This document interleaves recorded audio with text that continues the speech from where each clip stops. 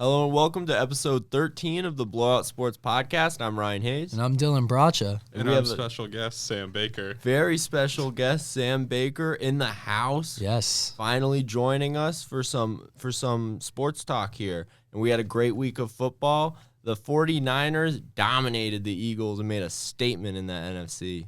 Yeah, I think they really just put the flag down and said this is not just our season, but I mean, this is our league, really. Look at what they did to them. Other than that first quarter where they really were not moving the ball, I mean, even defensively, they held them to 6 points, and you were thinking they were going to run away at that point. They came out firing after that. It's true. Debo stands on business. He talked a lot after the game, said that if they had Brock Purdy, they would have been in it, and he might have been right based on that. 3 touchdowns. Incredible game for him. He had a great game. Kittle had a great game, even just blocking. I saw this play where he blocked 2 guys for Debo to get in. It was insane. Crazy. He's so good. That's a massive moment. I mean, that could mean home field for the 49ers, too, come playoff. They're going to need to get one game over the Eagles, but at this point, then they're going to have the tiebreaker. That's a big deal. I think it's possible. I mean, Dallas almost took it to him the last time. So, I mean, Dallas, I think, is the circle game. But then again, the Niners also need to win out for that to be possible, more than likely. I mean, teams are creeping up. The Lions, even if the Cowboys take the division, they could still outperform. You never know. What do you think? NFC is definitely way too tight to say who's going to get close home field race right now. Yeah.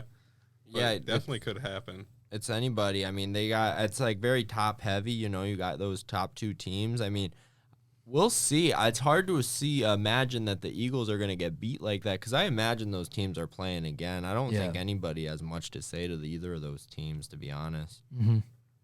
I mean, even looking at what they can do, like, it's just nobody matches up to them on paper.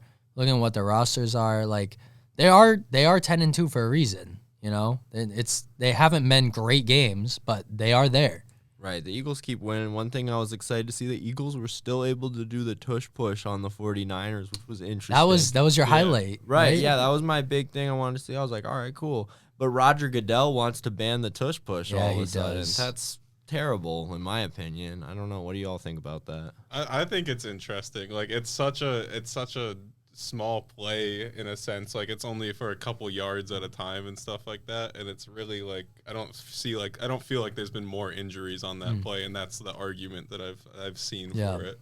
Well, I read that he doesn't want it because it's almost a guaranteed play, and like I do get that point. Like, that's why they moved the PATs back, because nobody was missing. You know, he wants it to actually have a bit of like, oh, what can they do factor. Like, if you're on the 1, you should score. But teams have been held up. Right. Whereas they just line up. It's impossible to stop. Yeah. Now, if we ban this play, this isn't to say that, like, any team can replicate this. Like, no other team can do it. Right. Yeah, no, like, the Patriots tried to tush push and it just doesn't work. And, like, I mean, I don't push back. I have seen other teams, like, not to the degree. The Eagles are, 28 of 30, 29 of 30, something like that. But, like, it can be replicated, to be honest. I mean, I don't think you can just ban a play because a team's really good at it. Like, it's not, what's the specific thing you're going to ban? Are you going to ban linemen or people from pushing ball carriers? Would that be the rule? See, I hope not, because think about when the running back is past the line of scrimmage and they do that. Like, that's a cool part of football. It's a massive part of the game.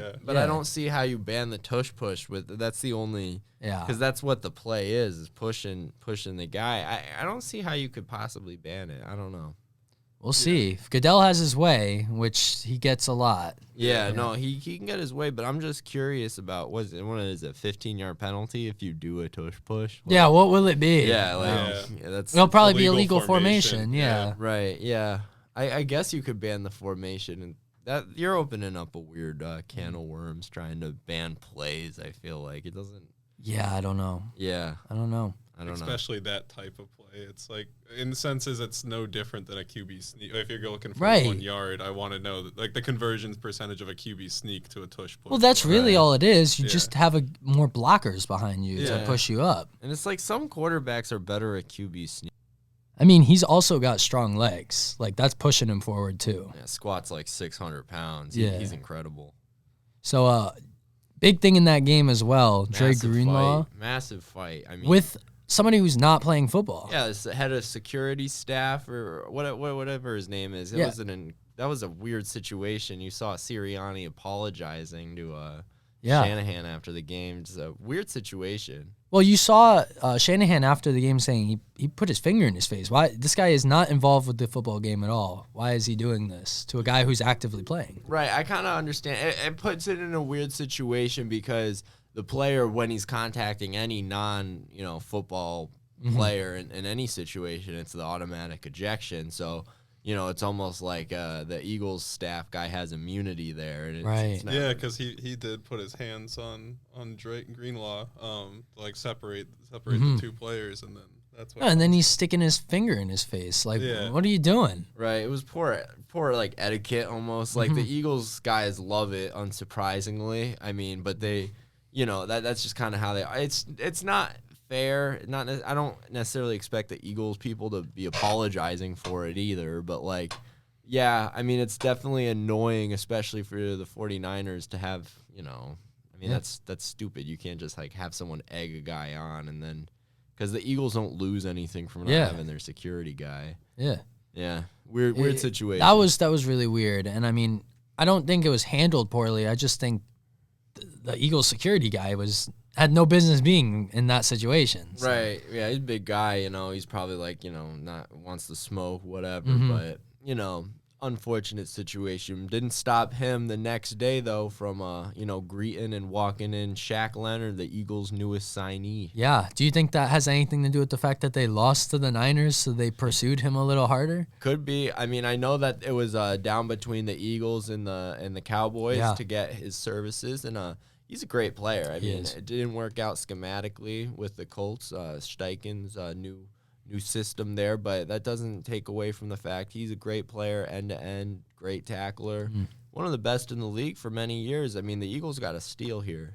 Yeah, and I mean, especially when you think, okay, so it's between us and a division rival in terms of this team's pretty close to us. They had to go all out for him, and I think that played a big part of it. And then it doesn't help losing to the Niners, who you're probably going to see again. Right. Yeah, I almost think the Cowboys needed Shaq Leonard a little bit more with the injuries they've had at linebacker. Yeah. This solidifies the Eagles for me as just that top NFC team. The amount of talent that they have on their defense is incredible. Even despite the loss to the Niners? Yeah. I mean, I don't know. I mean, they just have so many names. I know we're in the playoffs, it's going to be a close game, different story. We were talking about it last week. We just kind of had a vibe that the 49ers were going to walk in that game a little bit. Not walk necessarily, but we both kind of knew they were going to win. And it was, the 49ers got that one. We knew they were hungry after what happened last year. But then come playoffs, I mean, it's a brand new game. I mean, I think it's going to be a great one. Yeah, to me, that's a game that, I think that the 49ers just overperform in the regular season a lot of the time. And then when it comes to, actual big games and stuff like that, they kind of crumble and become a shell of a team in senses. I know that has been due to injuries a lot of the time, but I think I think prime time in, big games is where they struggle, outside of the regular season. Right. Well, I don't think anybody can deny that it's a big rivalry at this point, that these teams do not like each other. It was really chippy, especially in the second half, especially after the altercation with Greenlaw.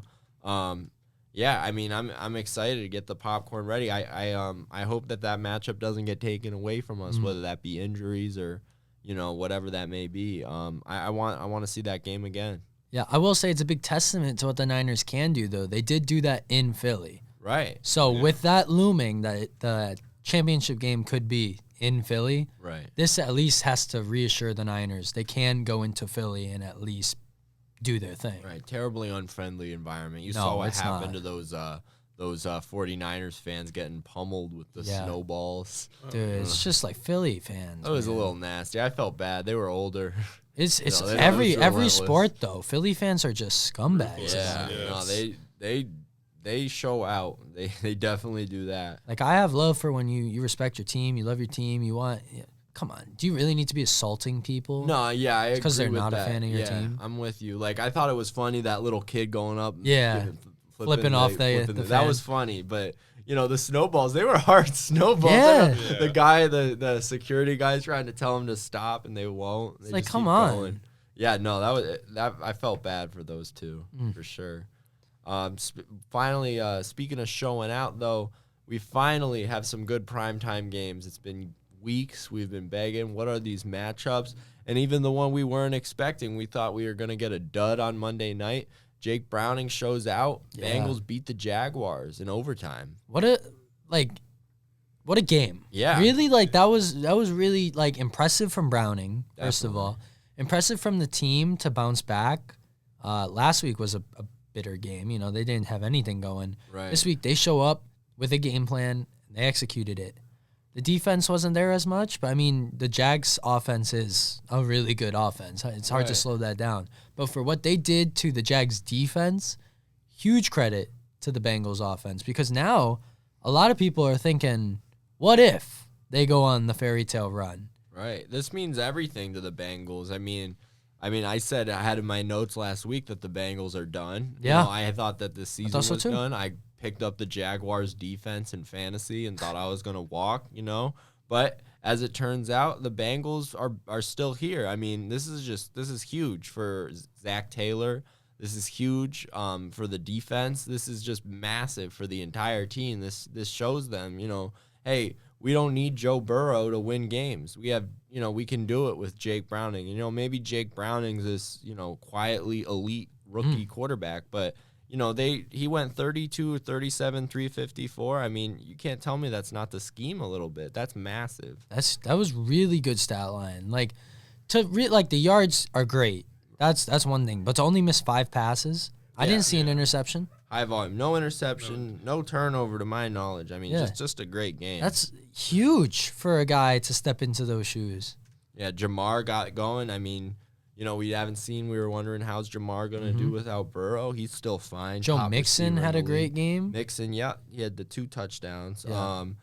Jamar only the -7 passing yards was the only bad spot on that weird play. But that was weird. Yeah, the Jags end up, but we got to talk about it too. The injury to Trevor Lawrence. Yeah, not what you want to see. No, and this late into the year, this could really cost the Jags, depending on the severity. Yeah, the high ankle sprain, it looks severe. That looked bad. Lawrence was having a hard time even walking. He looked like he knew it was bad. Right. Slamming the helmet. Yeah, right away. I feel like it's one of those things and I don't know if it's his back foot, right, for throwing? Not exactly sure on that.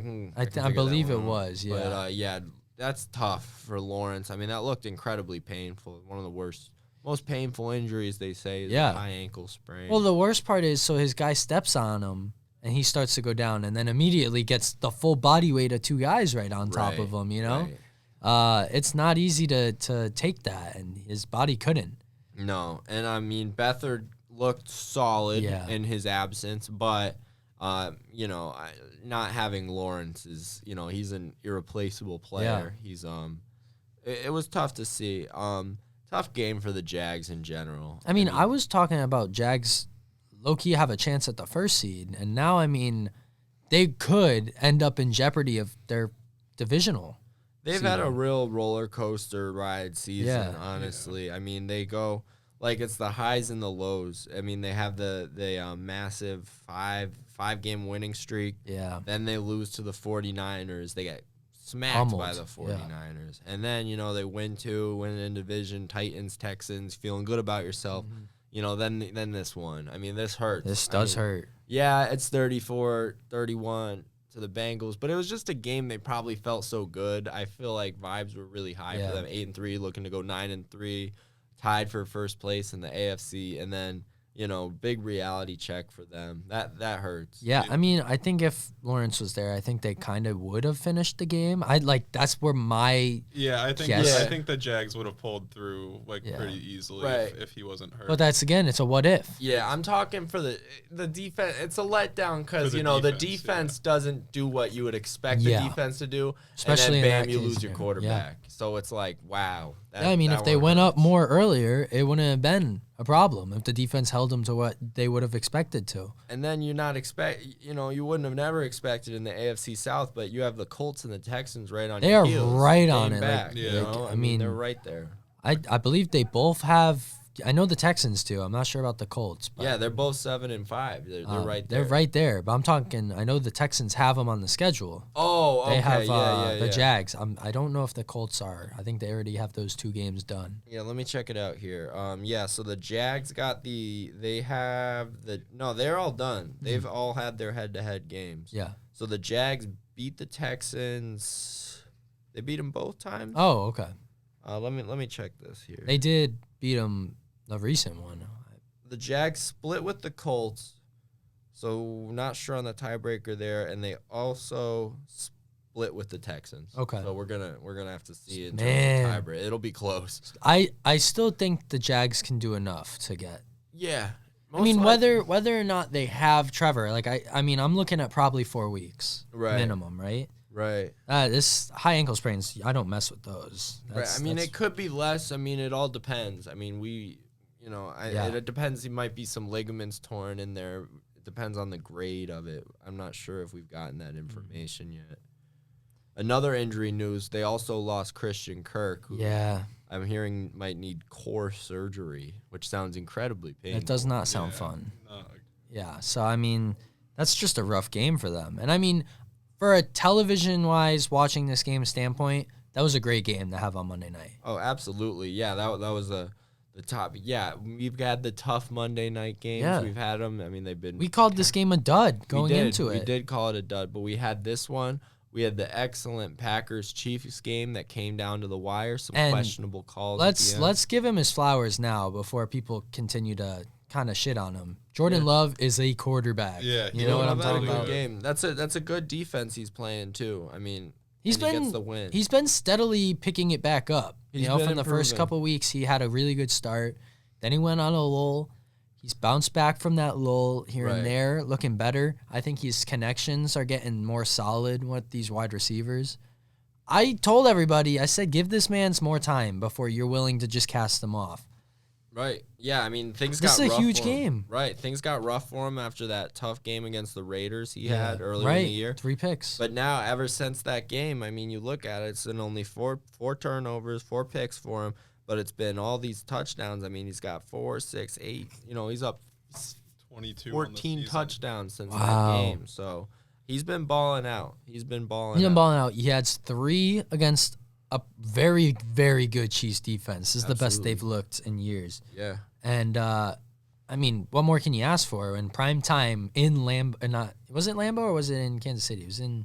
let me check on that. He keeps his team in playoff contention. He did there, actually. Home game. In Lambeau. Yeah, keeps the team in playoff contention, too. Yeah, I mean, they're actually the 7th seed now. Yeah, they're right there. They're in the... Who thought this? Yeah, honestly, because things were really down for them. They were, 1-3 or something?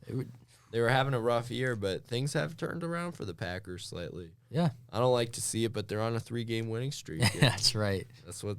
They're taking care of business right now. They are. I mean, they have the Giants up next. So, I mean, safe to say that might turn to 4 real soon. Yeah, hard to say what's even going to happen in that division. And then we had another great primetime game, the Thursday night game. What a shootout. Honestly, finally. No punts. It's only the 5th time that's ever happened in an NFL game. Wow. Yeah, no, I didn't even know that. Yeah. Cowboys, it was just really a great game, honestly. All around, it was fun. That was a fun game. Deron Bland getting picked on like crazy in the first half. DK with that slant just boom. No, that was awesome. Awesome. Yeah, he gets it back a little bit in the second half, gets the pick, but Cowboys end up having the last laugh too. Dak looks pretty good. We're on that. Is Dak a top 3 quarterback train again? Everybody's talking. I'm not saying it, but I'm not. Yeah, I'm not hopping on the gravy train as much as these guys want to hype up Dak because it's the Cowboys. It seems like it's on a cyclical pattern. Yeah, here where Dak all of a sudden is like anywhere between like the 3rd and 18th best quarterback in the league. Yes, no, I agree. And what's it gonna take? He's gonna play the Eagles again and maybe crap the bet. Maybe not. Yeah, he's probably somewhere around, in the middle. I mean, he's This is the first team they've beaten with a winning record. Right, Yeah, right. And then they very true. barely winning record, not even a winning and record I mean, anymore. come on. It was a great game. I mean, though, total yards, the penalties were insane, though. Yeah, I mean, there was like 300, almost 300 total yards in penalties. Yeah, that was crazy. I mean, I haven't seen anything like that. It was funny. Al Michaels was getting heated. He did not like those penalties. It is crazy to think. Like, I don't want to see almost 300 yards covered in penalties. No, definitely not. It's it made the game weird. I mean, I didn't know how many of them actually were penalties. I know a lot of them were ticky-tacky. Some of them were, obviously warranted. But, that was the only knock on that game. Made it high scoring, made there be more touchdowns. Yeah. The Seahawks rookies showing out. Charbonnet finally gets his first Stepping touchdown. in. Not the best game for him, but, only 3.2 average. But he got in the end zone.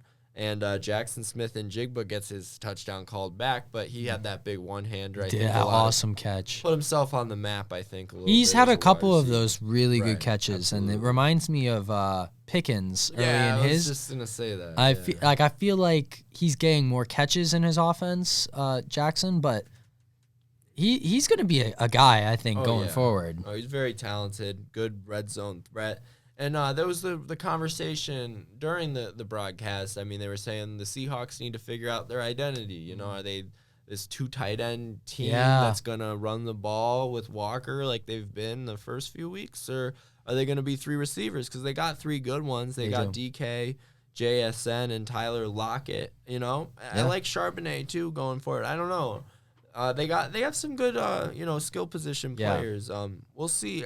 Are they going to stick with Geno long term? He had a great, he balled solid out. game. He balled out. Not 23 of 41 is a little, but the 3 touchdowns is great. Yeah. I don't know. Are they going to stick with Geno long term? So long term, probably not. So I think they take someone this year. Yeah. But I still think Geno starts when it comes to next year. Yeah, I think Geno probably has 2-3 seasons left, playing at. He's been playing really good caliber football all year, and even last year too. Like, I think he's proved himself to be like he deserves a starting job. For a couple of years, and I also think why restart, because they have Drew Lock's their other quarterback, which is not saying much. Right, and I actually just looked at. I didn't know this, but the Geno Smith contract is a 3-year, $75 million contract. So he is locked up for a while. Not to say they have to start him the 2 years. Right, I'm just seeing push comes to shove. True. But I think at least to start of next season we'll see him. Looks like they might have an out. It's just a feeling that they might move on. I don't know. Just the age-wise, I think they would want somebody younger to come in at some point.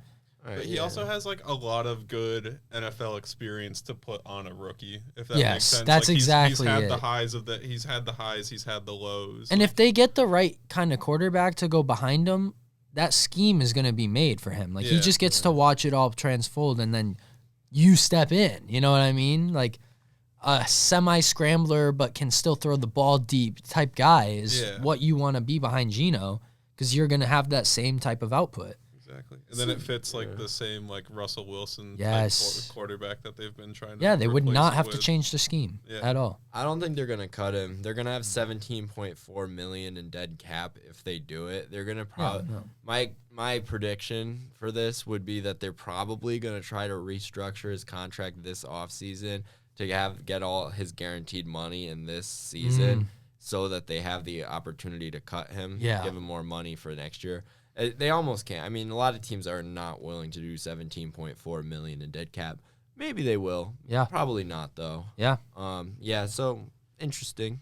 Moving on. Well, we started talking about it. Let's bounce back into the injuries this week, because we had some severe ones. Tank Dell out for the rest of the season. Yeah. That sucks. I love Tank Dell. What was the injury on that one? What broken was fibula. Broken fibula. Yeah. Sounds right. That was an ugly play. It was so bad. I mean, to consider it was just a goal line run, and he was just there, and he just got guys collapsed on him. And he should not be in the game. He's a small. He's not a big guy. Yeah. Why isn't the tight end out there? 160 pounds. Yeah. Exactly. He can provide no help on a QB sneak or a goal line play. No. For that matter. So. I mean, what if you're the head coach, you're thinking, oh, maybe they flip it out and throw, but like, come on. If you know you're going to go out and run the football, put the tight ends in. I agree. That's on the coaching staff, honestly. Yeah. I mean, he's too small to be getting into that sort of pile. You look at smaller guys like Tyler Lockett, Devontae Smith, they protect themselves, or at least to the best of their abilities.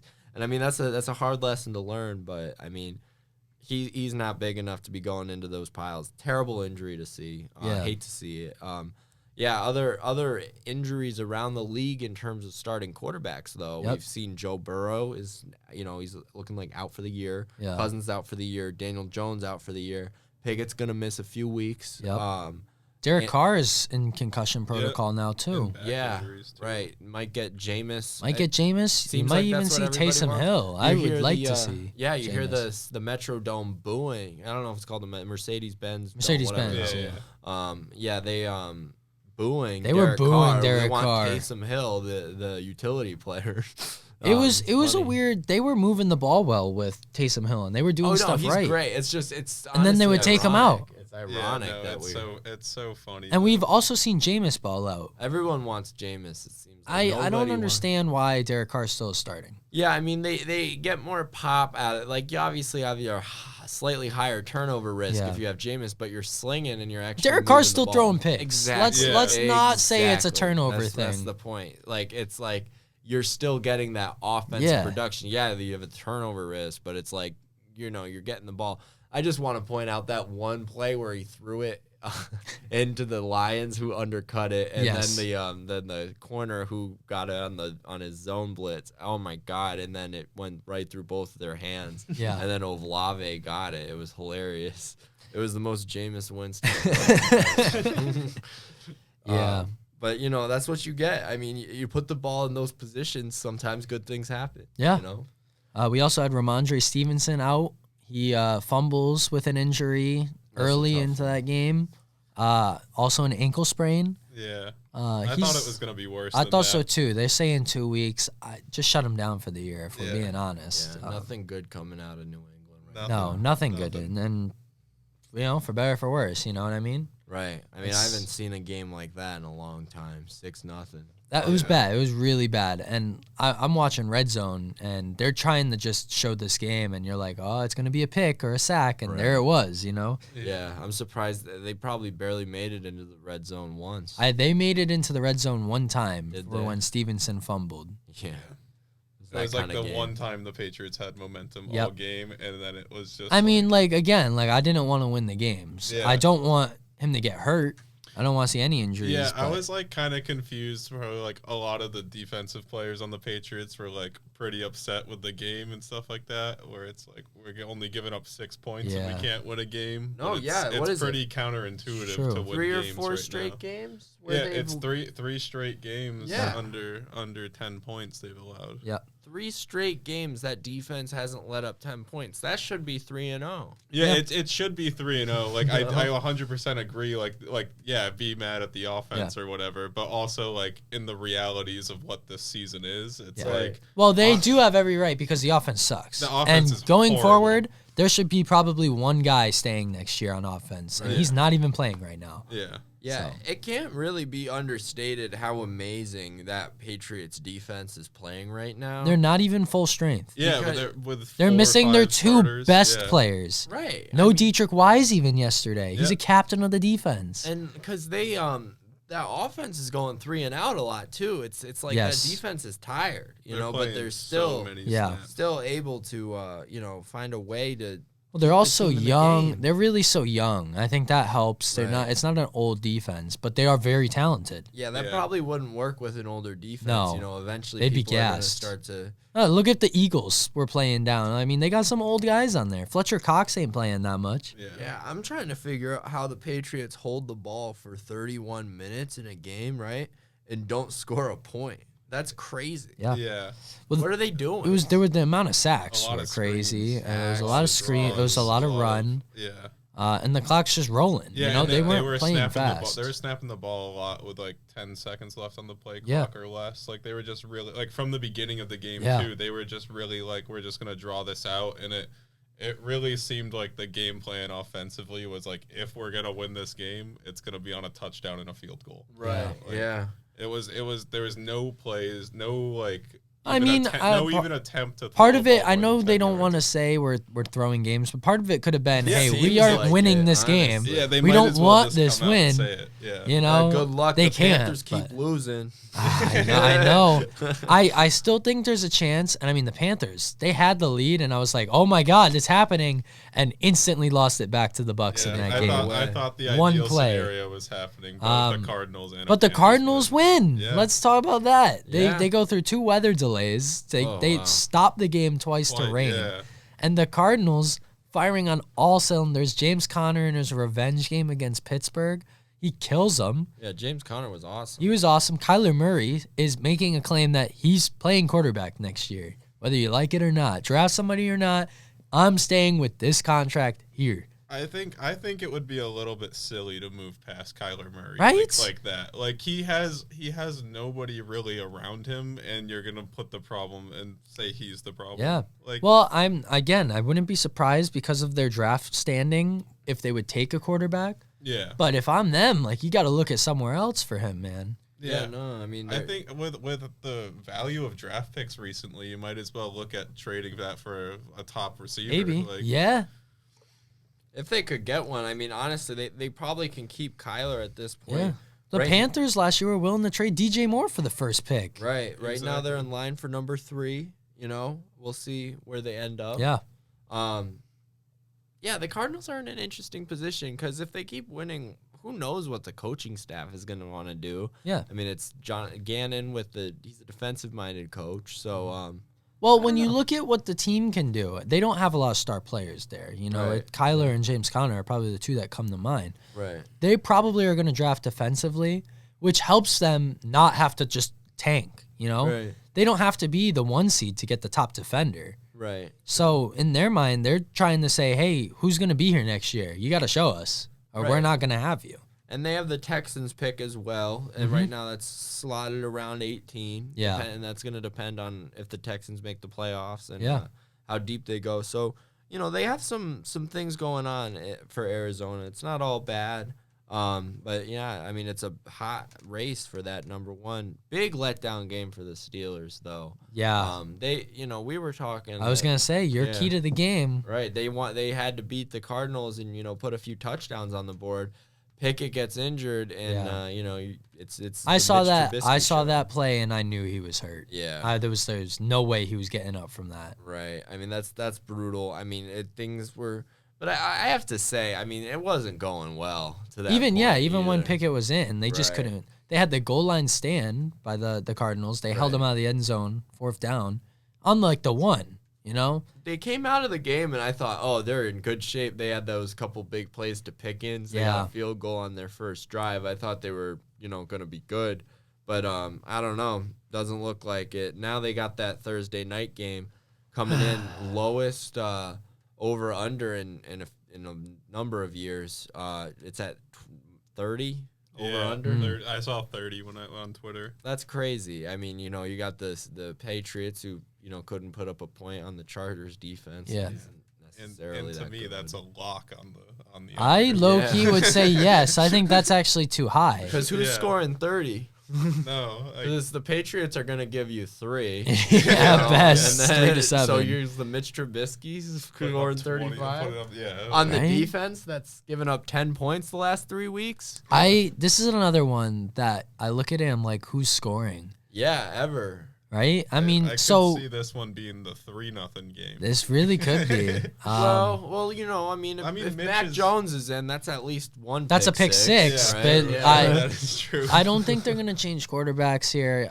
Short week. I think it's still gonna be Zappy. I think so too. I mean, here's the thing. Maybe you'll see Malik come in at some point and at least offer something different. I would be interested in that a little bit. I mean, it seems like Mac is absolutely done. I think saw he shut down. He took no snaps. I saw, no snaps last week during practice. He wasn't even out on the field warming up in this last game.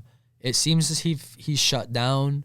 I don't know what they can do. I want them to lose every game, so if Zappy's going to start the rest of the season, I think I'm okay with that. I don't have any nervous, he might do something. He's not it. Yeah. Whereas if they were to put Malik or Will Grier, that's where it scares me. I'm like, all right, they might actually have something here that's unfilmed. You can't scout that. Yeah. So I don't know. This is gonna be a tough game when we talk about it and get to this Thursday night.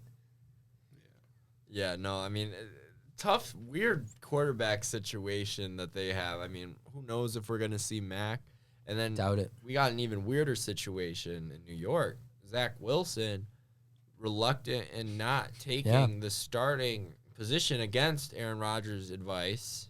It makes no sense to me. Yeah, to me, if I'm an NFL coach and that's my quarterback being like, I'm not sure if I want to start, like, I'm being like, yeah, you're not playing. You have to sign, like we mentioned, they're signing Rippin. Yeah. Now. I mean, the thing you're putting your team through is interesting. Zach Wilson is such a baby. I've said this before on the show. This dude not doing what he's asked. He doesn't take responsibility, accountability. I'm sick of it. I think the Jets are sick of it.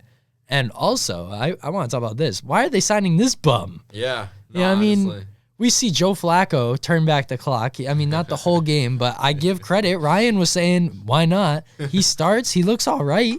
Kept him in it. Sign Cam Newton if you want to win games. I think they're past the point where they're looking to win games for Aaron to come back. But what are we doing here? Let's get a vet. Yeah, I appreciate. I was kind of feeling like $1 million on the Joe Flacco thing. Like I honestly, Zach Wilson. The story of him is bizarre. I mean, we had the thing we were talking about last week with the not taking responsibility, and now not going into the game. And strangely to me is on social media, I see this happening, and people are in support of Zach Wilson. They're saying like, yeah, I wouldn't play for that bum-ass organization again. And it's like, it's the NFL. Like, this is such a privilege. How many guys have lost their opportunity and would give anything to get it back? Seriously. Like, this is such a privilege. And I think Zach Wilson's going to figure out quickly how much of a privilege it is when he doesn't get a job. I was just about to say, I don't think Zach Wilson has earned a job, let alone a backup role. He has not earned to play quarterback again. And this on your resume looks even worse. Right, what team's going to go out and say, oh, I want this guy who gave up. He's not willing to play again.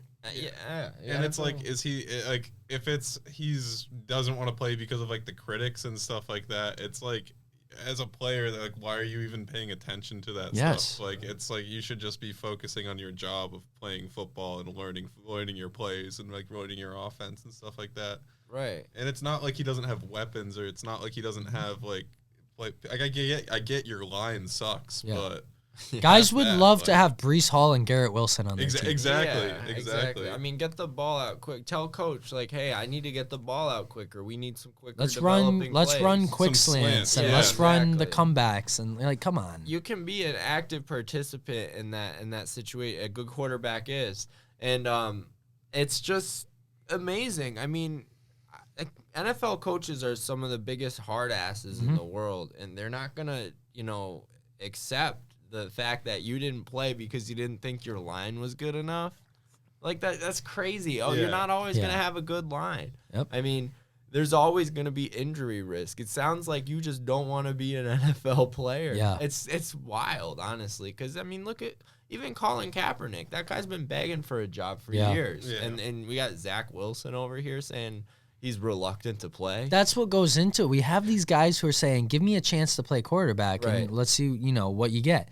This guy is turning it down. I know. Yeah. He's not going in. He could save the day and be a Jets hero. Right. And save their season, potentially. Yeah, win those 2 games, those underdog games against Bills and Dolphins, division opponents.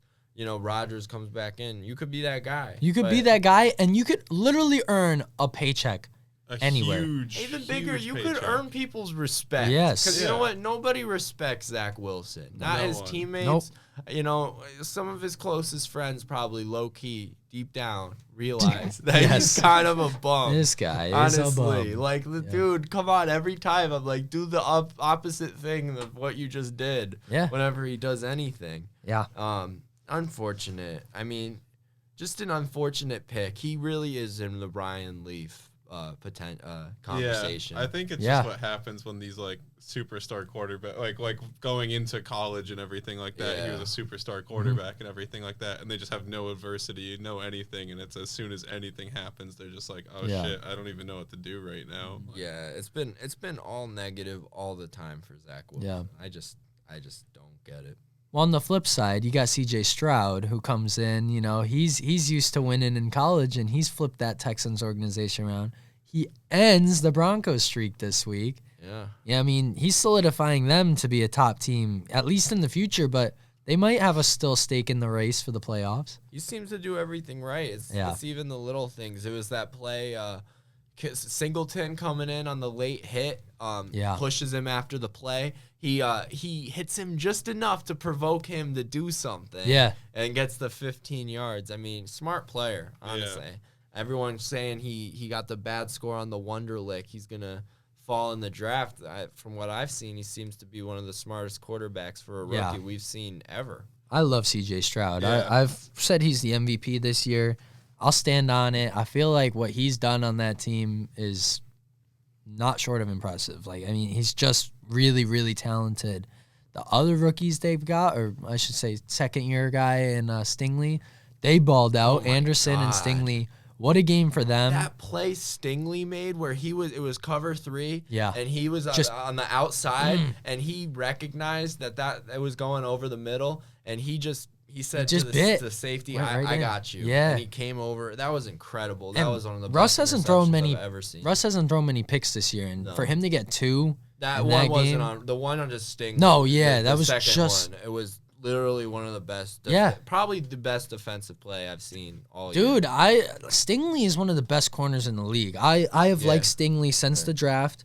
I feel like he's a top guy. Right. I was talking about this with somebody yesterday and saying I wouldn't be mad if I put him top 5. I feel like he could be there. Yeah, it's tough. Honestly, I haven't seen too much, Stingley since he's been in the league. But then I saw that one play and I thought, wow.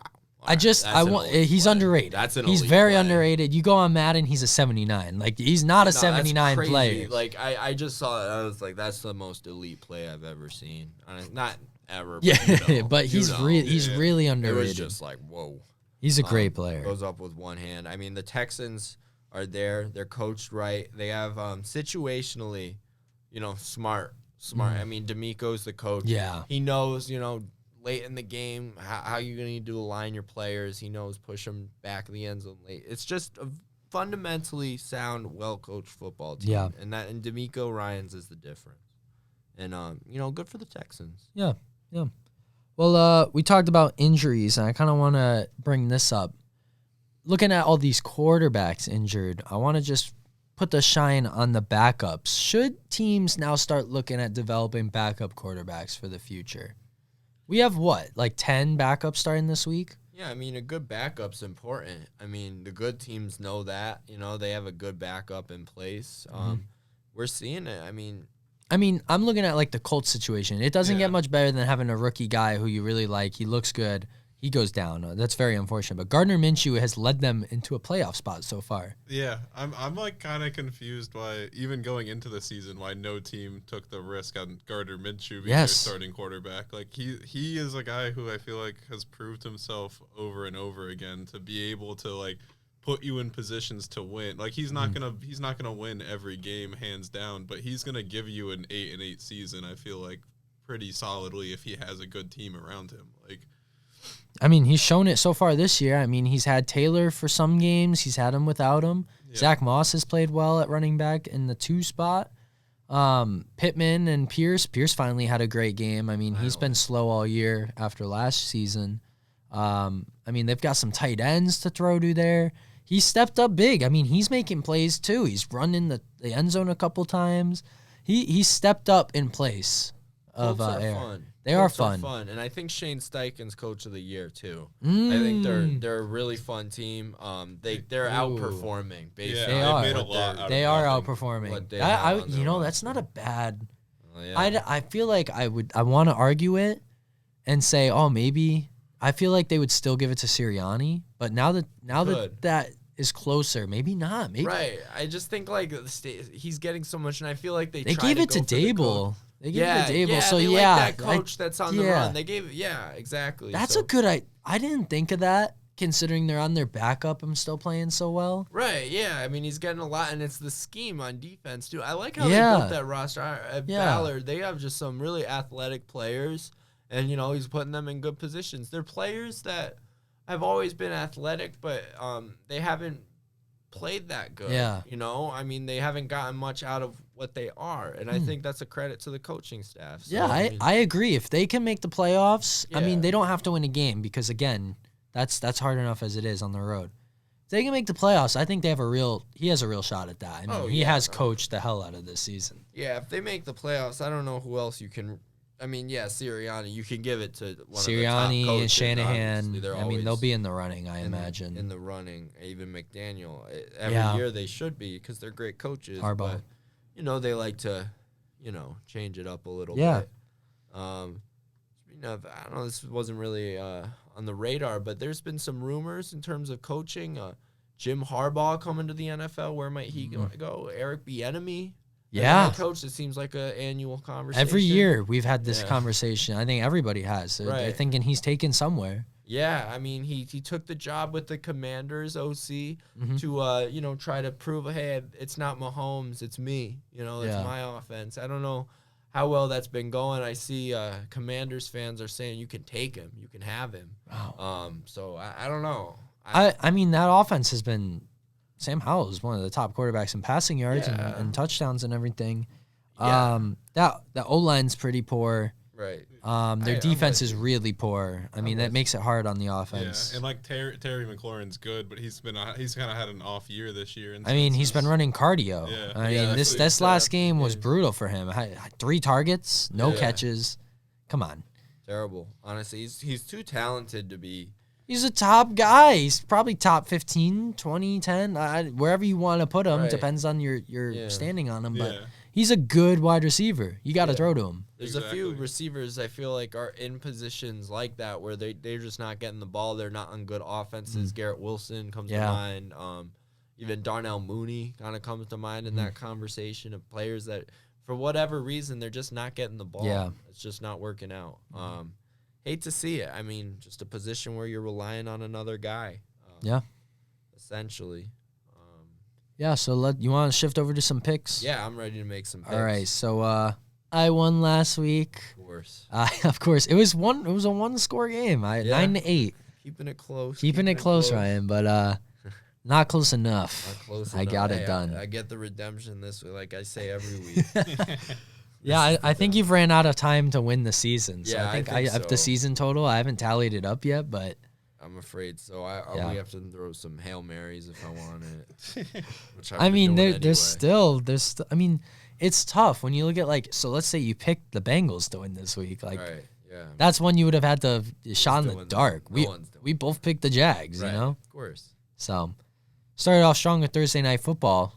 Steelers, Pats. Are we, This is I think that's an absolute lock on the Steelers. This is a brutal This is game. the ultimate, wow, terrible Thursday night. I mean, we've been saying it all year, but, I don't well, think if you're a fan of defense, I think you'll like this game. Yeah. I mean, give me the Steelers. I'm the biggest Mitch Trubisky fan in the world. And, man, the Patriots are terrible. And the Steelers do have some talented players on defense. And Mitch keeps them respectable game. I'm thinking this is I don't even know, 17-3. Yeah, I was thinking 14-0. I just don't. I just don't see the Patriots scoring. Yeah, they might not score. Yeah, 17-0 maybe. I think maybe Zeke breaks one off. Yeah. He did have a couple big runs last week. I like Zeke in the role, but I don't like Zappy. I haven't liked Zappy. He's not enjoyable to watch. This defense is legit. I mean, TJ Watt will get at you. Minka's not playing. I think he's still he's hurt. But that defense is not fun to play against. Tomlin's not a fun coach to play against. Yeah. And they're playing in Pittsburgh. I was going to call it the old stadium. I know they changed the name. Yeah. Acrisure. Yeah, I went to go Heinz. So I'm locking the Steelers here. Yeah, that's an easy one. Easy one, Steelers. If Mitch gets a touchdown, I'll be happy. He might get a rushing touchdown. I'll never know. I'll take it. Texans, Jets. Yes. MetLife. Why did I think they had a division game this week? They're playing the No, they are playing the Texans. Okay. And I'm not going to lie, I like the Texans here. Definitely. Yeah, I think so too. what can I say? I can't even tell you who's playing quarterback anymore for the Jets. They don't want to. They're scared. And I think the Jets season, I've said it past couple of weeks, I thought it's been over. I think losing to the Falcons was the last straw of hope. I think they're done, and the Texans get a win to improve their record. Yeah, the Jets are in a weird spot. Who knows if Rodgers is even going to want to come back to that? I wouldn't. He's not this year, that's for sure. I don't think he should. Like, it would be so dumb. Yeah. It would be such a Jets thing for Rodgers to come back and just pop that Achilles again. That'd be terrible. It would be awful to see. But. Texans cruise in that game. I don't think it'll be heavy, but it might be like a 21-7 type game. Yeah, I mean, Jets defense is still good. I mean, and no Tank Dell. It's going to be harder for them to move the ball. I'm thinking around there. Like 24-7. Stroud probably looks good in this game. I hope Schultz is back. Schultz definitely. is back. That'll help with the offense. Definitely. That'll be a fun one. Yeah. Rams, Ravens in Baltimore. Kind of a test for the Ravens here. The Rams have looked better on offense lately. Played against the Browns last week, dropped 36 on them. Yeah. Not an easy thing to do. Yeah. Puka Nacua seems to be open in those seams all the time. How did so many teams miss on this guy? I know. He's incredible. Yeah. He's so good. And then Cooper Kupp, getting it done. Matt Stafford showing he's still a solid quarterback. Interesting things for the LA Rams. And, hey, maybe they make the playoffs. They're in the hunt. 6-6. They are in the hunt. I mean, I can't believe they're 6-6 right now. I had no idea they were even this close. Yeah. But they are in the hunt, and I just don't see them winning this one. Right. A Sean McVay team is a Sean McVay team, but the Ravens are, a Super Bowl contender. Yeah, they're top in the East. And they're being at tough. home, I feel like the Ravens' home field advantage is a real home field advantage. It certainly is. I think the Rams are able to keep this one a little closer than people maybe expect. But I think the Ravens pull this one out. Hey, Lamar's record against the NFC. It's very good. Right, yeah, he's only lost. I think it's 17-1. Yeah, only one time he's lost. Yeah, no, I don't think that he gets his second loss in that one either. Yeah. Panthers Saints division game here. New Orleans has been pretty terrible, but so is Carolina. So who can out terrible the other? Yeah, I think with no Derek Carr, I think the Saints are in a better spot. Most likely. Yeah. I'm rooting for the Panthers to get one here for the seed differential, but I do think the Saints take this. I agree. I think if the Saints can have Jameis, you're probably getting 24, 28 points just on that fact. Yeah. And the Panthers aren't scoring that. So, and I mean the Saints defense is good enough. Right, yeah. I think the Saints cruise there. Even though the Saints are pretty bad. I'm not saying they're more than what they are. The Panthers are really bad. Definitely. The Saints find a way to hiccup though. Maybe the Panthers go up early or something in that game. I don't know. Maybe. But I like the Saints. Yeah, I think the Saints are probably winning that one. Like, I don't know. I feel like it's probably like 24-17, something like that. I feel like it's going to be closer than you think. I do think it'll be close. Yeah. But I would like to see the Panthers win that one. Just battle of the mid. Yeah, exactly. Yeah, Colts, Bengals. All of a sudden, a really fascinating game, honestly. This is a good game. Yeah, I mean, two backups. Wouldn't have liked it if you said Gardner Minshew and Browning are going to go at it, and you're going to want to watch it at the beginning of the year. I don't know if I'd buy it. I wouldn't say that, but I'm telling you this. I do want to watch this game. Exactly, yeah. This game has dramatic scenes, 2-7 seed type. Yeah, teams, I mean they're both really in it. I mean the Colts right now have a seed. The Bengals want to get in there, and this goes a long way of getting them there. Exactly. I mean it's just going to be big in those head-to-head tiebreakers. These two teams could end up tied at the end of the year. They really could, and I mean Browning, if he can continue looking like he did last game, hard to say he wouldn't. They can sneak in and get in with him, and maybe they win a game. Who knows? Right. Yeah, no, this is a hard game to call. I mean, the Bengals have some talent on their defense. Yeah. Colts have some talent on their defense too. I think this is gonna come down. Like I look at the game last week for the Colts, it came down to the special teams and everything really helping them stay in that game. Yeah. I think they get that kind of feel this game too. If they can make that mistake out of the Bengals, I think they have it. So I'm going with the Colts. All right. I'm taking the Bengals here on a game-winning kick. Ooh, Money McPherson. Yeah, close game. I think they get it done at the end. I think I don't know.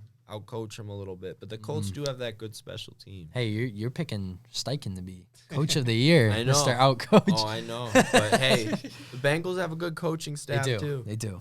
It'll be a good game. I think the Colts defense steps it up with the signing of Shaq Leonard. I think they pull that one through. No, they lost Shaq Leonard. That's my bad. Yeah, so they they still have a good defense. I will say that. Still got those end guys, Coupe. But I think that they're still pulling it through. They've been on it. They've been good, games. Definitely. Bucks Falcons. Another NFC South game. Falcons could use this one. The Bucks need it. The Falcons have been winning the games ugly. 13-8 over the Jets last week. Safety, man. Yeah, that's crazy. I don't know what to say. I don't know how that game's going to go. This one's so tough. Yeah. It's really like this division, like I feel like the Bucks are better. But the Falcons have not only played better than the Bucks, they've beaten them this year. Right. And now we're in Atlanta. This is not an easy game to pick for this division game. Yeah. I think the Bucks pull that one through, honestly. Like I think it's going to be such an ugly game. But I just want to see their standings. Like, how close is this? I think the Bucks need it more. They definitely need it. The Falcons are 6-6, and the Bucks are 5-7. So this game would put them at a tie.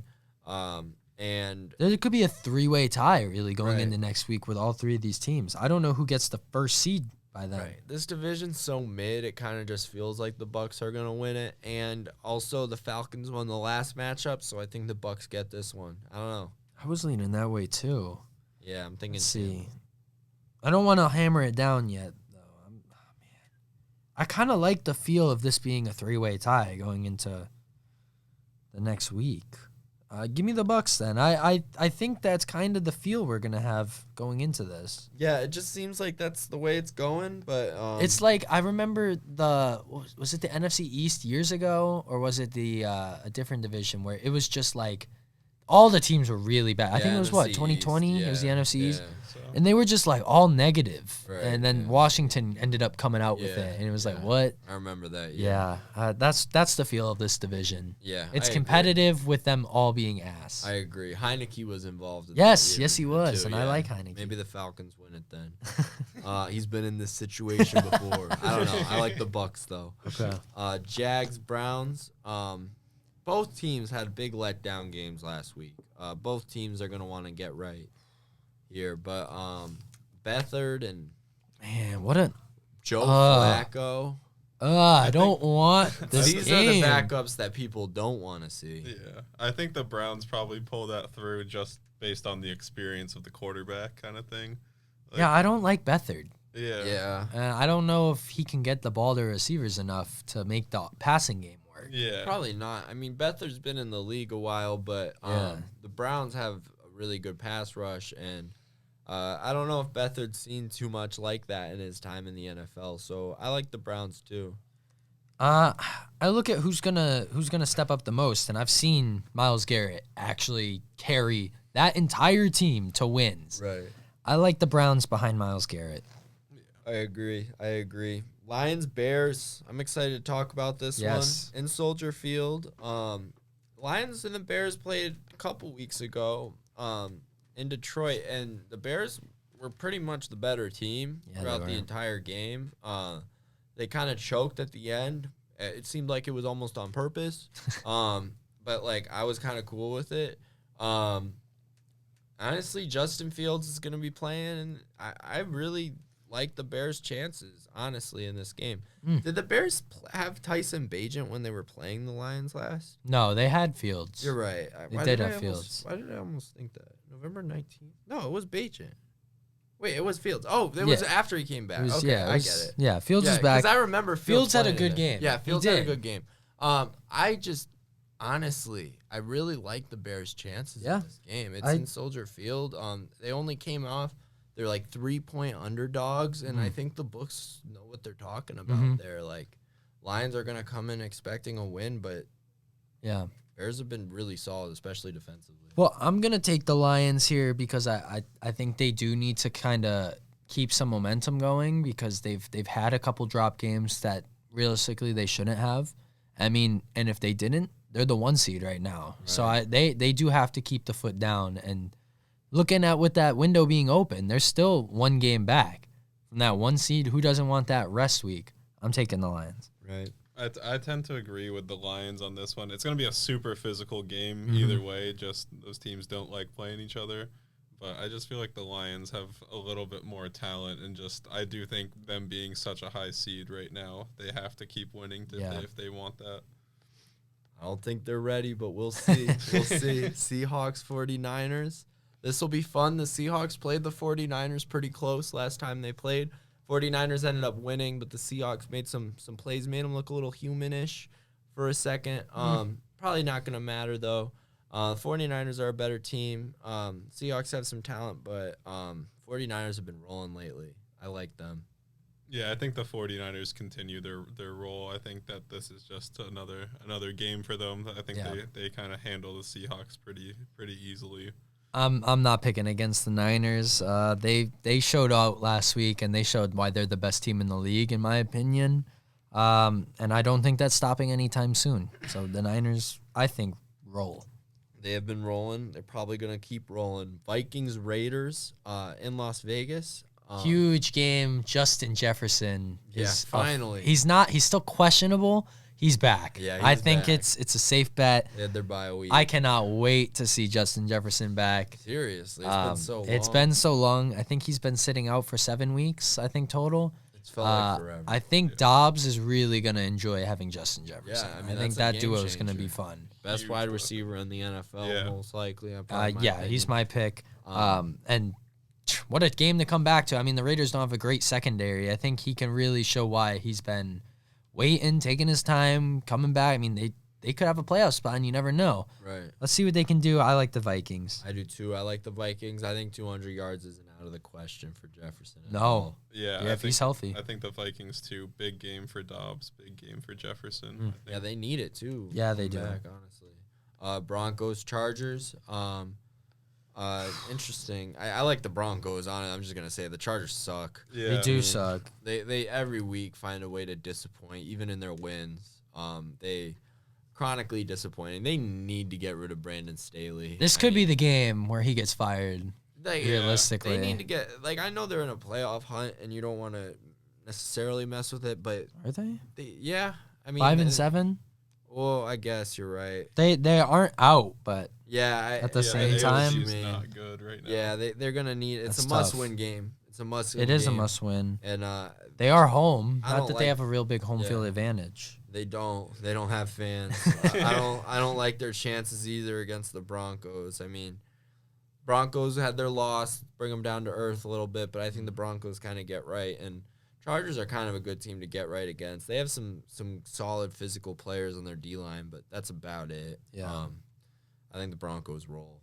This one's tough because I do feel that now that the Broncos have hit that speed bump with the loss last week, it might be down the earth season and something snaps back where Russ is not Russ anymore. You know what I mean? Like, he tends to cool down towards the end of the year. In these last couple of years, I've noticed it's like he starts really high and then he slowly comes down. I mean, he took that a little further this year, but he didn't look great last week. Like, right. I mean, the Texans defense legit. Chargers defense isn't, but they really could win this one. I don't want to rule it out. But I think I like the Broncos. I just really keep the pipe dream alive of Miami versus Denver. I hope. Right, as you never know. I'm hoping for that Miami-Denver playoff game. That's why I got the Broncos. I think the Broncos are pulling that one through. The Chargers last week were one of the worst teams that could have been fielded. It's just crazy because that offense is so good, and they put up 6 points. Yeah, they're just like, I don't know what has happened. Yeah. I don't know. Agreed. Bills Chiefs, interesting game. Honestly, I think we're gonna get a good one here. You have your best teams from 2 years ago or so, going up at it. Josh Allen, Patrick Mahomes is always gonna be good TV, regardless of how poorly the season's been going for the Bills compared to their expectations. Yeah. I'm going to go a little wild here. I think the Bills actually find a way to get past the Chiefs here. I know the Chiefs have been doing well, but the Bills need it. I was actually thinking the same exact thing, where this is a game where it's kind of like, is this the end of what's going on in Buffalo in a sense, where I feel like they might have to make some trades in the offseason and stuff like that to make some things happen with this team, where I feel like this is kind of like they have a chance to turn around their season a little bit, but season's not over for them. Yeah, I mean, they could win here. Like, they could win here, and then they're 7-6, and they could be in the playoffs for all we know. Right. Yeah. I mean, so they're coming off bye.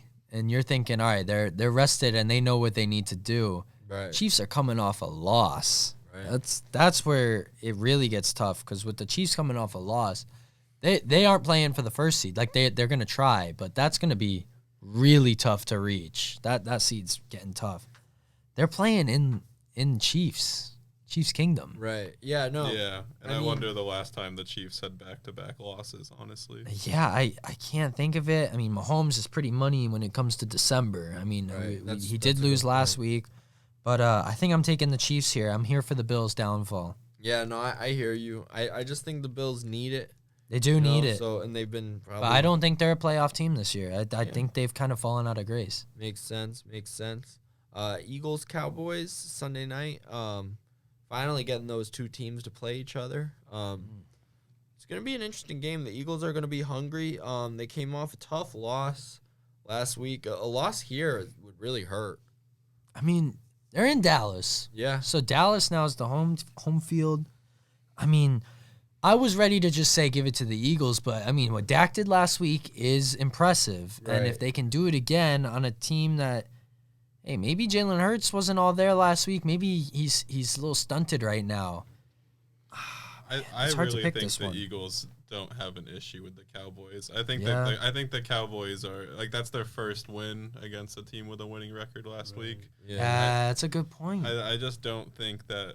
I think it's like a classic Cowboy season where it's getting to the end, they're going to start to lose. I agree. I think the Cowboys are I haven't seen them play good against good competition, and we'll see. Eagles are really good. They lost to the 49ers. You know? I think it's a different story. I think the Eagles win. Yeah, I think I'm going to lock the Eagles too. This is one of the games that I think they do need to win in order to lock up the seed. I don't know the rest of the schedule off the top of my head for them, but this one goes a long way. If they were to drop it, they could lose their division seed, and I don't think they're going to do that. Yep. And now we have 2 Monday night football games this week. Yeah, I was just looking at that. Why? Why are we doing this again? I think the Titans-Dolphins one may have been flexed. Did it? To this slot. What? I think. Why? Who wants to see this in primetime? I don't know. Neither one of them were. The what? Games. Yeah, I mean, this is just interesting to me. I don't know. Yeah, this wasn't even the game that got flexed. Why are there 2 Monday? I mean, neither of them are great. Games. Like we said. So, I mean, next week's been flexed for Monday night. Yeah, the Patriots Chiefs. Patriots Chiefs first time out of Monday night. So that's weird. Yeah, no. They did replace it with a good one. Why are there 2 games in week 3? Yeah, no, this was the earlier. Yeah, so they're just running with this. Interesting. It's just a 1 week thing, I guess. Because I'm looking ahead. Like a glitch. I don't see anything. I'm looking ahead. I don't remember either of these games being average. Whatever. Whatever. Oh. So let's start with Packers and Giants. I think this one's a little easy. I think both of these are pretty easy, actually. Yeah, the Packers are. Yeah, I think Jordan Love continues his little. Jordan Love's another guy that I think one of these teams, like, he's a good quarterback. You know, I think all these teams are gonna look at him and say, oh, he's just replacing Aaron Rodgers. He might be the franchise guy for them. Yeah, I could really see them continuing through. He's young enough. He's been good enough to stay with him. Like, He's been playing well, and I think they take care of the Giants pretty easily. I think it's fairly easy, yeah. Yeah, Giants haven't been too good.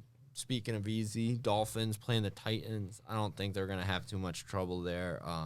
Dolphins are a much better team heading to the playoffs. They handle the Titans. Yeah, I'm a agree. Dolphins currently sitting at the 1 seed, I believe now. Yeah, and they're at home. I'm not thinking they're too good of a 1 seed, but I'm gonna say they handle the Texans or the Titans fairly easily. Easy. Yeah, the Dolphins easy. Yeah. So that's it for football. You guys want to talk some basketball? Yeah. Haven't done it in a minute, and I've been itching to, and I know Sam's a big basketball head. Let's do it. Let's start off with the obvious, the in-season tournament. Big game. As of recording, we had the first round of the knockouts happen. Celtics Pacers didn't go my Celtics way. But Pacers look really, really good. Pacers Tyrese Halliburton is like Tyrese Halliburton. First career triple-double last night. Yeah.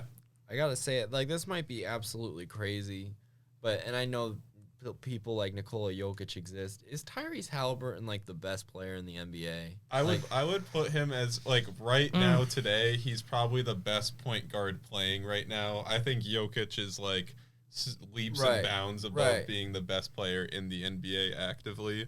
But I could put him at that bet. Like, he's averaging 27 points and 12 assists a game. That's pretty insane. I think he's very easily top 10 for me. I can't say the best player. He's top 5 for me, and here's why.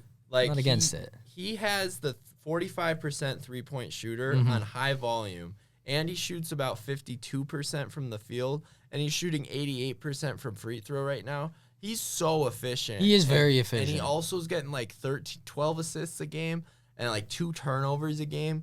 Basketball is about efficiency. And, like, I know Jokic is better than him. Like, I know that. But, like, I feel like Halliburton is, like, literally one of the top 3 players in the NBA. He's very efficient, but I don't know. I haven't watched enough of him, so this might come off. I'm not hating. Right. His defense, is it to that level? Is it? I don't know. Probably not. His defense is definitely not to the caliber of what it is, but also, like, his defense is shitting on Trae Young. His defense, there's so many points, especially at that point guard position. There's a ton of point guards that are just offensive players and ball handlers in a sense. That don't even provide. I wanted to make sure I wasn't missing that part because that is a big part in the total player aspect. He's 6'5" and has a 6'7.5" wingspan. I mean, you're shooting over a guy if you're a point guard. I mean, he can at least be a body in the way. He has the capability of being a good defender if he isn't now, which I don't think he is necessarily a bad defender. No, I didn't think he was bad, but I've never heard anybody be like, oh, top defender. No, I don't think he's a top defender, but one thing that's, like, I think fun is 6'7.5" wingspan, you know, in a few years with good coaching, he can become a good defender too. That's literally the ideal point guard, in my opinion. And I just appreciate someone who's efficient because we don't see that. Yeah, I agree. How often do we see, you know, the scorer, the R.J. Barrett come into the league with no efficiency, makes his team worse? Halliburton makes his team better every time he's on the court. And I don't know. That's what I like to see. That's like the one thing that I'm big on the Celtics, and I think that they're the favorite going into the year. But that's the one thing is I think they're offensively a lot of the times down the stretch they're taking threes with 18 seconds on the shot clock or more, and it's like bad shots. They're bad shots. Defenders closing out on them, and it's like why not pump fake that and pass it down?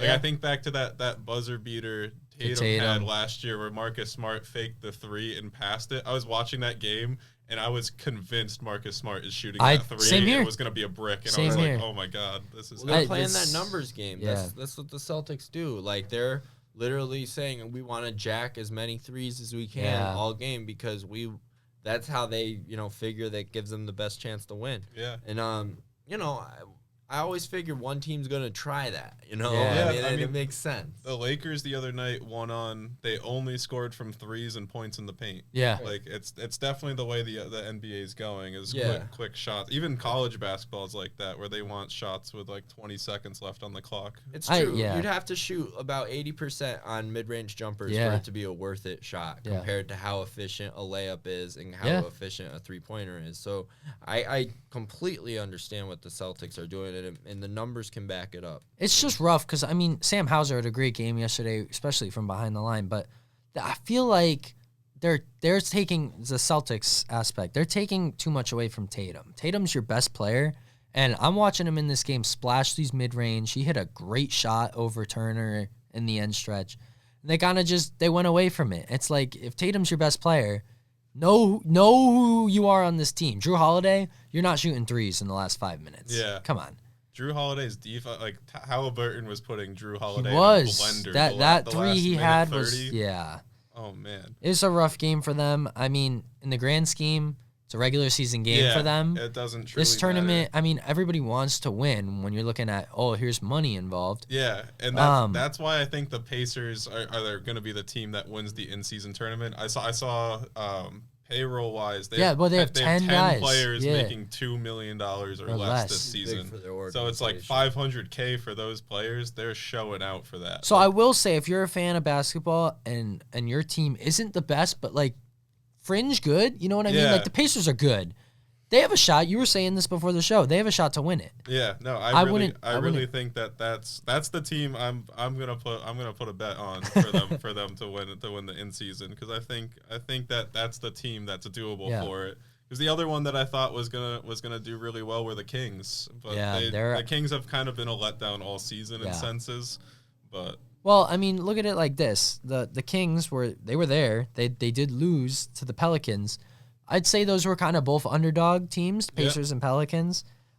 If this is what the tournament's going to be, I think it's going to be good for basketball in terms of the NBA. Yeah. If you're a fan of these juggernaut teams, you're probably not going to like this tournament because, I mean, you're not playing for nearly as much. It's a regular season game, yes. Yeah.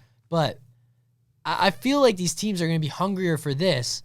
I mean, they're going to want the championship. I just don't think they're going to have enough to win a 7-game series. It's different. Exactly. It's like the Carabao Cup, essentially, where it's like all the mid teams are playing for that one, and then all the good teams are in Champions League looking at the finals. So. That's fair.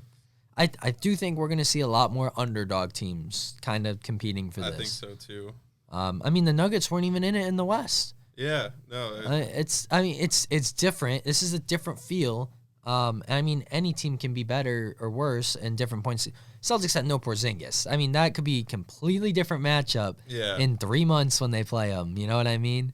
So we'll see. It was a different matchup when they played them last time and won by 50. Exactly. It's just, it is what it is. This tournament has the potential to be really fun. Yeah, and the atmosphere that the Pacers fans were giving them, like that home court advantage. That's was crazy. There last That's night. That's so one thing. I'm watching this game. I'm like, why are people this excited? I think it's because the Pacers haven't had anything to cheer for since Paul George. That's true. I mean, Oladipo had his moments there too. True. Not that like it was as deep as him, but. It's just one of those things where I'm like, man, they were really, really behind this game. Yeah. And maybe it was because they were underdogs by that much, and they're thinking, we had no chance, but we're going to show up. I don't know, but they're into it. They really were. They made their threes. Celtics didn't make their threes, Yeah. 12 of 41. That's not a recipe you want to have as the Celtics. Yeah. Hoping for better going forward. For the rest of the matchups, I mean, we have them. We're recording on a Tuesday, so tonight, Knicks-Bucks play tonight. Suns-Lakers.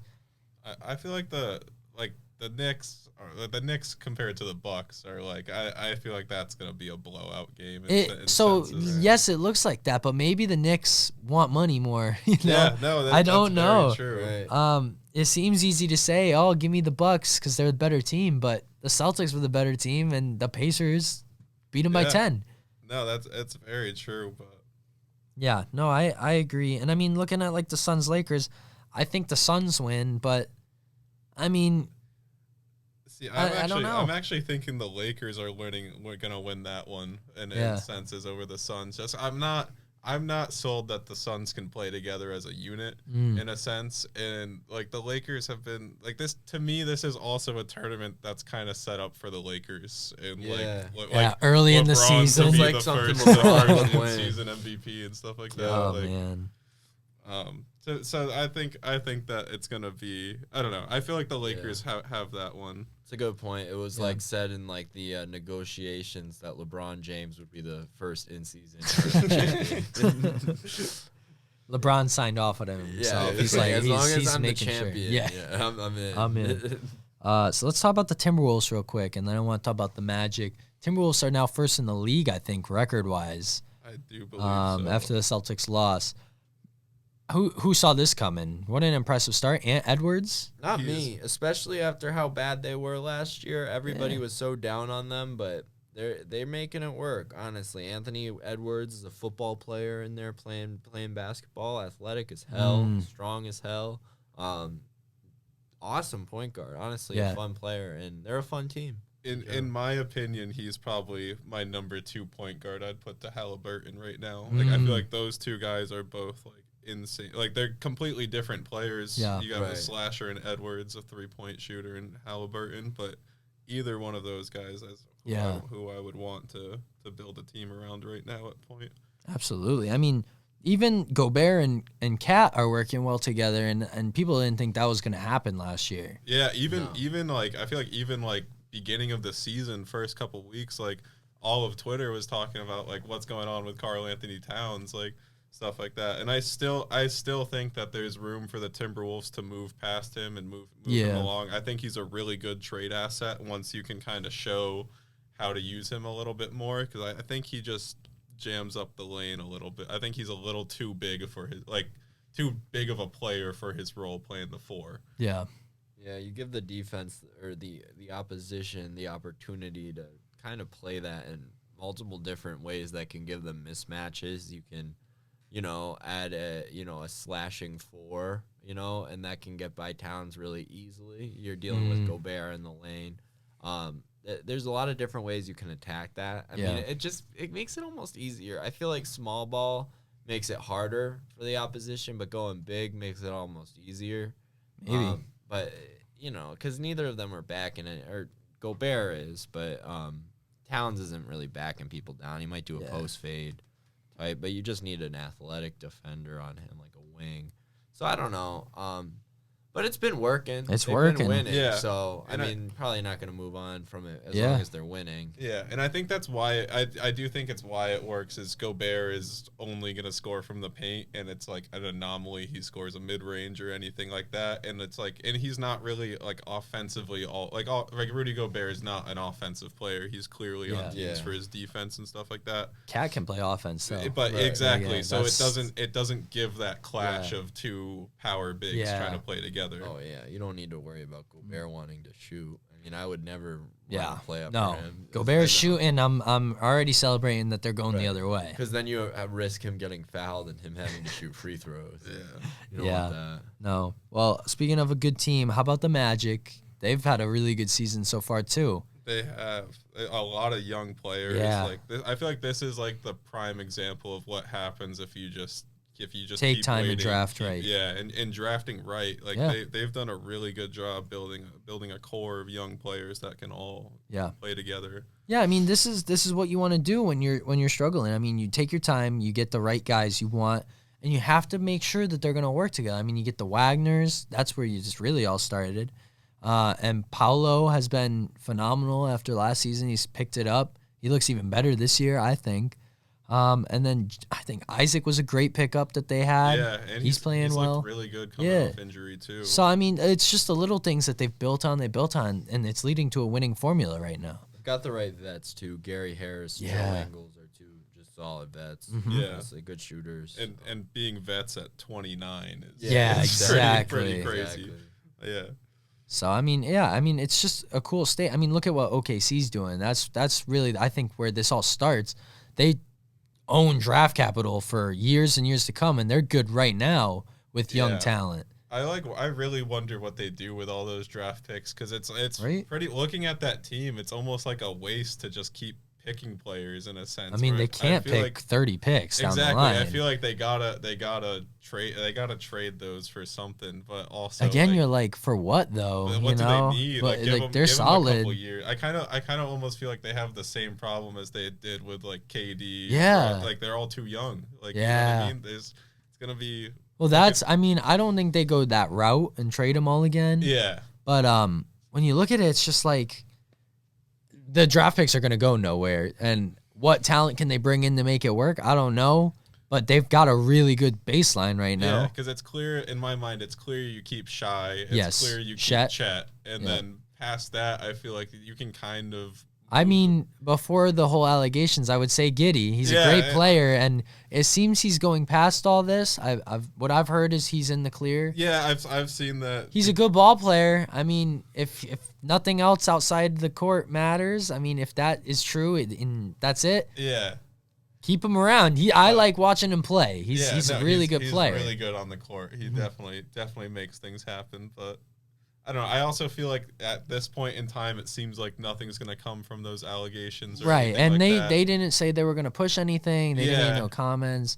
Yeah. I mean, that's obviously a double-edged sword. If she was underage in the club, it does backfire. Exactly. It's not on him if that is the case. Yes, of what happened. And that's what it seemed like it was. I've heard. Didn't she hire the Bill Cosby attorney though? Did she? I saw that. That could have been fake news. I saw that on Twitter, but I thought it was like a fake report kind of. It was like complete opposite of everything else. Because I had saw that she like wasn't cooperating with a police or whatever because. And essentially she wasn't cooperating because she had used the fake ID to get into the club that had the whole situation happen. And I've also seen that the NBA and the Thunder have known about the situation. That's what I saw too. So it's weird. Their vetting on it, and it just seems to be when it hit the media. It says attorney Gloria Allard has confirmed that she is representing the family of the girl with whom Oklahoma City Thunder guard Josh Giddey is alleged to have an improper relationship. He's a famous advocate for women's rights cases. So I guess they do have that high profile attorney, because it's been a weird situation. There is a police investigation, and we've heard about it perhaps being in a club. It's really we're not sure. Yeah, it'll be interesting to keep seeing how it develops and follows through. Yeah, as of right now, he is being investigated by the NBA and the police. There's been so much coming out. I mean, we'll see. This seems that this is going to probably be playing out in civil court, honestly. I don't think we'll hear the real story. I mean, maybe down the line, but I think this is kind of it. I think it fizzles out, and we don't hear anything more about it. Yeah, I would imagine this is one of the situations that's probably it'll just be like a civil court case that's settled for an undisclosed money or whatever. Yeah. And even then, it's I'm not sure if she'll get money because if she did what she did, then yeah. It's weird because, I mean, it just came out of nowhere. It just kind of came out, and I don't know. And it's never the player that you would expect. Right, he's I just didn't. For GQ and stuff like that. It's never the guy that you would have expected. And especially the timing, I would have thought, all right, if this was going to come out, it's when he was making it big in the NBA. Exactly. When he first came out as a rookie, he was on fire. Yeah. I had him in fantasy. This dude was like a triple-double machine. He was really He was lighting it up. So, I mean, that's when I would have expected this news to break if it was so long ago. So, weird stuff. Who knows, honestly. Yeah. Who knows? One last thing, Draymond Green, I kind of want to touch on this. He had another altercation the other night. Why are we still allowing this, NBA? I'm just, the 5-game suspension clearly was not enough. Yeah. I mean, I saw the clip. I mean, jump ball goes behind the guy. I mean, common foul. And then brings him. It's just, it makes no sense. It's not a basketball move. Where are we drawing the line? I had a common foul. I hate to say it. All right, yes, foul. It is a common foul, but why is he doing it? I don't. Well, because he's Draymond. He's just extra. So he gets away with it because it's Draymond. If it was anybody else, is that a tech? Yeah, I mean, well, he's obviously being extra. He's pulling the ball, and then it's I feel like we've all been there. If there's someone who's pissing you off, and you're in this position where you can pull the ball. It's I'm gonna pull a little harder here.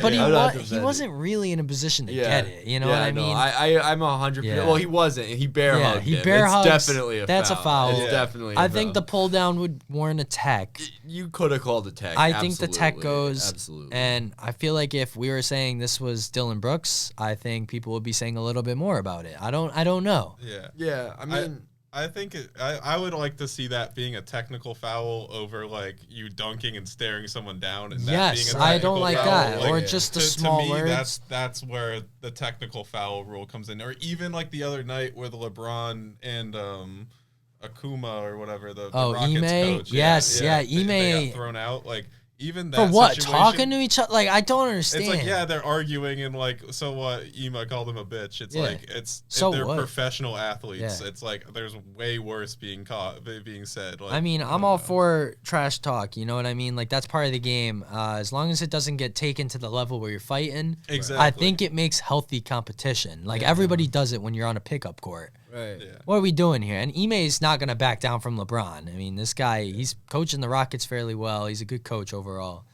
I don't know. Draymond just can't keep getting away with these tackling. I don't like it. Yeah, I did just see, I like Googled Draymond to see what came up about it. And Rasheed Wallace says he and the 2004 Pistons are responsible for Draymond's behavior on the court. All right. Yeah, make yourself part of his Ben Wallace. Yeah, Draymond Green is he's funny.